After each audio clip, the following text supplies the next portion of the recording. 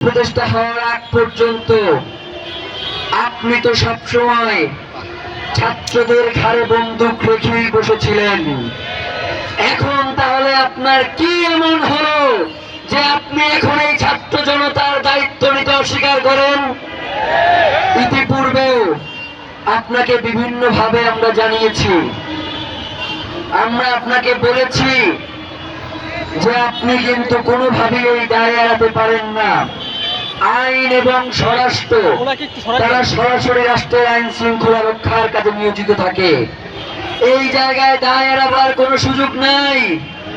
এবং যারা যারা জামিনের ব্যবস্থা করেন, এখন পর্যন্ত শহীদ ওসমান হাদির যেই খুন যে করেছে তার জামিনের যেই ব্যবস্থা যে আইনজীবীর মাধ্যমে হয়েছে, রাজনৈতিক দল কি সেই আইনজীবীর বিরুদ্ধে কোনো ব্যবস্থা গ্রহণ করেছে?